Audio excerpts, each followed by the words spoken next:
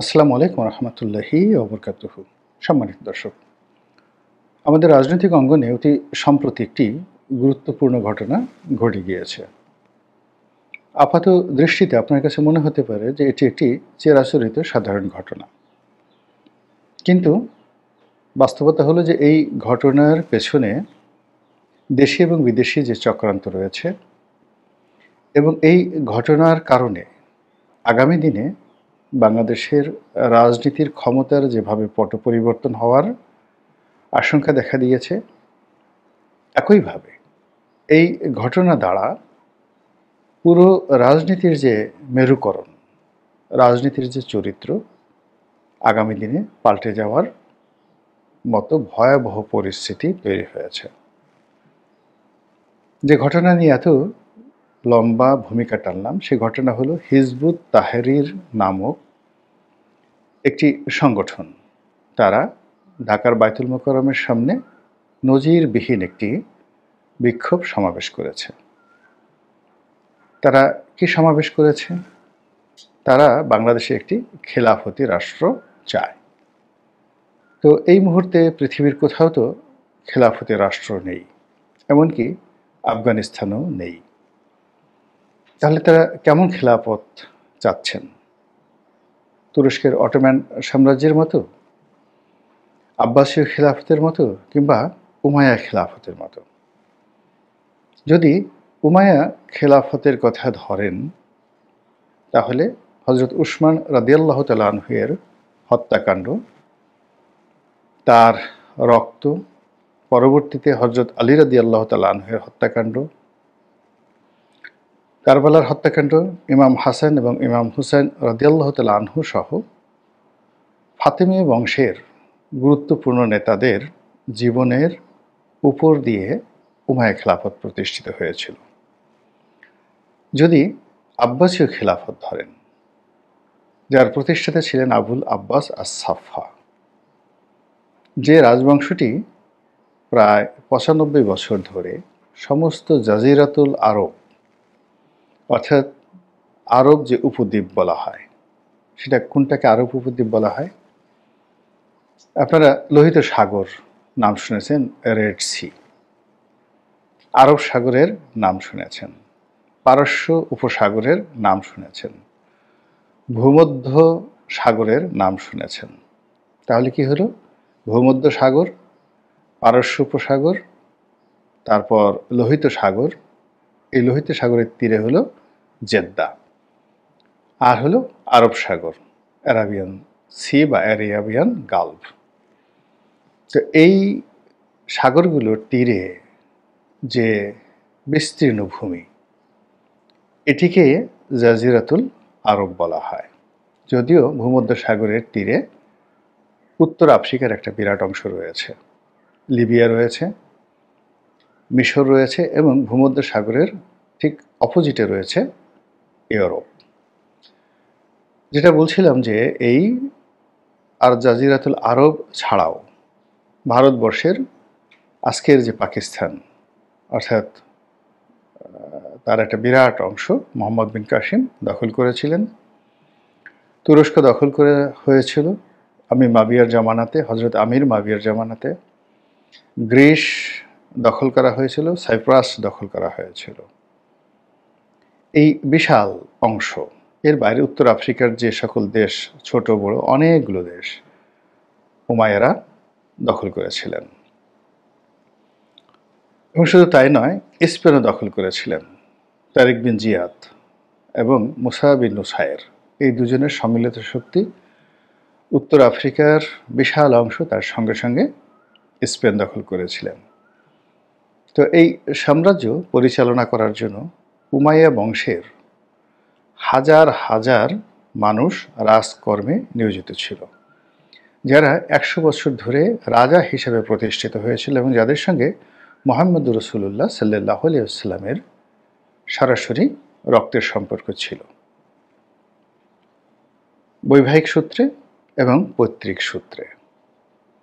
আব্বাসীয় খেলাফতের প্রতিষ্ঠাতা আবুল আব্বাস আস-সাফা, তিনি ক্ষমতা গ্রহণ করার জন্য যে যুদ্ধ করেছিলেন, সে যুদ্ধে একজন মাত্র যুবরাজ উমাইয়া বংশের তিনি প্রাণ নিয়ে ভূমধ্যসাগর পাড়ি দিয়ে স্পেনে আসতে পেরেছিলেন।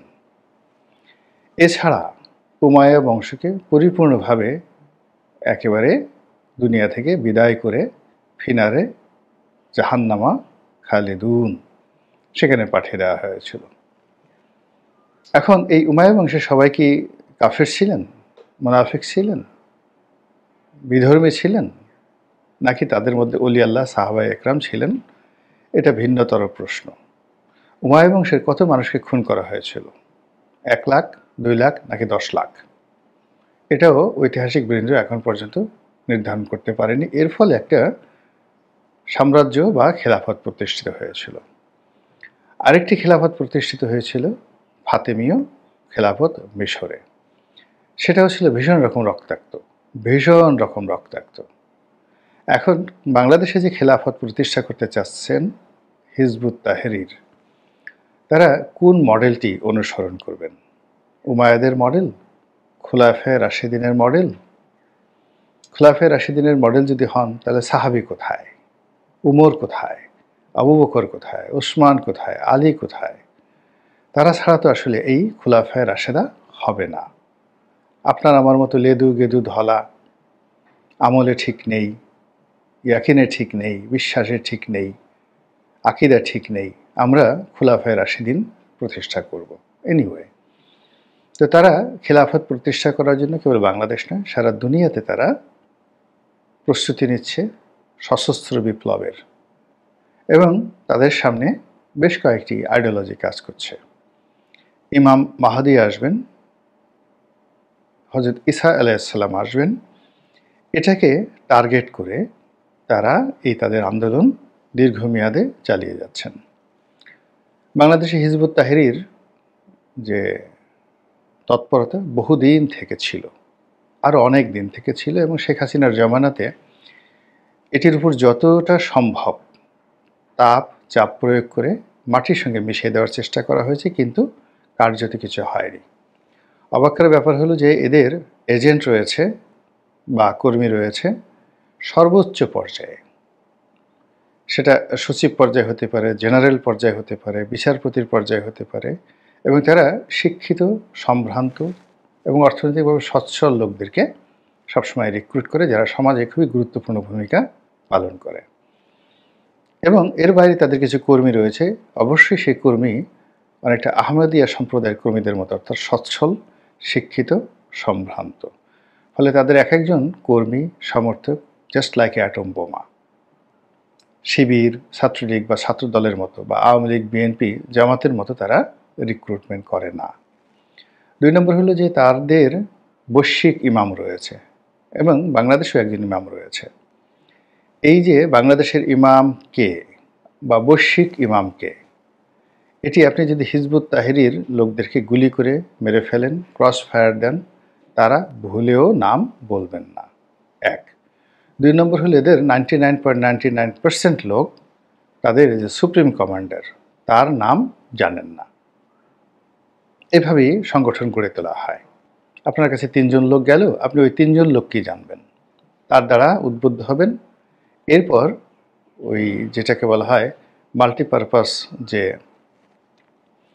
ব্যবসা বাণিজ্য, এভাবে তারা একের পর এক কমিটি গঠিত করতে থাকে, সংগঠন বাড়াতে থাকে, কিন্তু এটার যে সম্মেলন বা অন্যান্য রাজনৈতিক দলের মতো কর্মকাণ্ড তারা করে না। বাংলাদেশে জুলাই আগস্ট বিপ্লবের যে পট পরিবর্তন হলো, বলা হয়ে থাকে যে এই পট পরিবর্তনের সবচেয়ে বেশি লাভবান হয়েছে হিজবুত তাহরির। সকল বড় বড় পদগুলোতে জামাত বা বিএনপি যাদেরকে রিকমেন্ড করে ঢুকিয়েছে, তাদের বেশিরভাগই হিজবুত তাহরির লোক। 1। 2 নম্বর হলো যে এই সময়টিতে হিজবুত তাহরির প্রকাশ্যে তাদের কর্মকাণ্ড তারা চালাচ্ছেন, যেটি অতীতে কখনোই সম্ভব নয়। এবং ইউরোপ এবং আমেরিকাতে হিজবুত তাহরির যে সংগঠনটি, এটি নিষিদ্ধ এবং জঙ্গি সংগঠন, যদিও বাংলাদেশে এটি নিষিদ্ধ এবং জঙ্গি সংগঠন হিসেবে অনেক আগে তালিকাভুক্ত রয়েছে। তো এখন যে সমস্যাটা দেখা দিয়েছে, এই সময়টিতে যখন ভারত কোনো অবস্থাতে আমাদের সঙ্গে রাজনৈতিক বন্ধুত্ব করছেন না, আমেরিকা দোটানায়, ডক্টর মোহাম্মদ ইউনূস কতদিন ক্ষমতায় থাকবেন কি থাকবেন না, তার কথাবার্তা এবং তার বাক্য এবং তার হাসি, চোখের চাহনি কোনো কিছু দেখে স্বয়ং ফেরেশতারাও এটা বুঝতে পারছেন না। তিনি কি চান তিনি জানেন, আর তার মালিক আল্লাহ রাব্বুল আলামিন জানেন। এবং আমাদের দেশের একটা সমস্যা হলো যে কোনোভাবে আপনি যদি ক্ষমতায় বসে যেতে পারেন, একটা নির্দিষ্ট সময় পর্যন্ত আপনি মানুষকে বিভ্রান্ত করতে পারেন, ভয় দেখাতে পারেন। তো কাজেই ডক্টর মোহাম্মদ ইউনূস যদি ক্ষমতা না ছাড়েন, তবে তার বিরুদ্ধে আবার আন্দোলন করা লাগবে, এবং সেটা কত বছর সেটাও আমরা কেউ জানি না। তৃতীয়ত, যারা বিরোধী রাজনৈতিক দল রয়েছে তারা স্পষ্টতই 2 থেকে 3টি গ্রুপে বিভক্ত হয়ে পড়েছে। আওয়ামী লীগ কার সাথে আসবে, বিএনপির সাথে না জামাতের সাথে, এটি একটা বিরাট রাজনৈতিক ফয়সালা।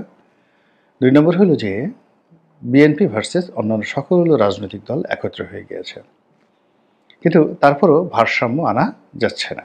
এমনকি ছাত্ররা যে রাজনৈতিক দল করেছে তাদেরকেও কিন্তু সমঝোতার জন্য বিএনপির দিকে যেতে হবে অথবা আওয়ামী লীগের দিকে যেতে হবে, যেটি এখন পর্যন্ত একটা সেই হয়ে আসেনি। ফলে ডিসেম্বরে যে নির্বাচন একেবারে অসম্ভব একটি ব্যবস্থা, এবং স্বয়ং বিএনপি ইদানিং বলার চেষ্টা করছে যে রাজনৈতিক গতিবিধি কোন দিকে যাচ্ছে আমরা তা বলতে পারি না।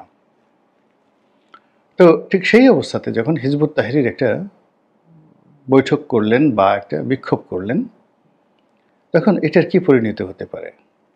অনেকে বলার চেষ্টা করছেন যে এরা মূলত আওয়ামী লীগের কূটচাল, ভারতের রয়ের মদতে তারা এই কাজ করেছে, এবং এখানে বেশিরভাগ লোক আওয়ামী লীগের। আবার একজনকে দেখলাম যে ধরে ফেলেছে পুলিশ। তারপর সাংবাদিকরা তাকে জিজ্ঞাসা করেছে যে ভাই আপনি কি বাংলাদেশের লোক না ইন্ডিয়ার লোক? তো বুঝেন যে সমস্যাটা কোথায় গিয়ে দাঁড়িয়েছে। পুরো হিজবুত তাহরীর এই ঘটনাকে বিদেশি চক্রান্ত মনে করছে একটি পক্ষ, এবং বিশাল অংশ। আরেকটি পক্ষ মনে করছে যে এটা গোয়েন্দা সংস্থার কাজ, এর পেছনে সরকারের মদত রয়েছে, এবং সরকার নাটক করার জন্য এই কাজ করেছে। মূলত পশ্চিমা দুনিয়াকে দেখানোর জন্য, ভারতকে দেখানোর জন্য যে জঙ্গি দমনে তারা কত কঠোর। এর আগে সারা বাংলাদেশে জঙ্গি তৎপরতা বেড়ে গেছে, এবং আগামীতে যারা ইসলামিস্ট গ্রুপগুলো রয়েছে তারা ক্ষমতায় আসবে, খিলাফত প্রতিষ্ঠা করবে, ইসলামী শাসনতন্ত্র প্রতিষ্ঠা করবে, জামাতের মতো দল ক্ষমতায় আসবে। এইরকম যে একটা ভাইব পশ্চিমা দুনিয়াতে ভয় সৃষ্টি করেছে, সেই ভয়ের বিপরীতে সরকার অসহায়, দুর্বল। এখানে তারা মব করছে, ইসলামিস্টরা মব করছে, মাজার ভাঙছে, মন্দির ভাঙছে, অন্যের জায়গা সম্পত্তি দখল করছে, এমনকি চাঁদাবাজির মতো, ডাকাতির মতো, ধর্ষণের মতো ঘটনায় এদের নাম চলে আসছে। তো এই বিষয়গুলো যে সরকার আর বরদাস্ত করবে না, বা সরকারের যে কোমরে শক্তি হয়েছে এবং তারা যে কঠোর অবস্থানে রয়েছে, এটা জানান দেওয়ার জন্য তাদেরকে এই হিজবুত তাহরীর মতো একটি নিষিদ্ধ সংগঠনের উপর মাতব্বরি দেখানো দরকার পড়েছিল।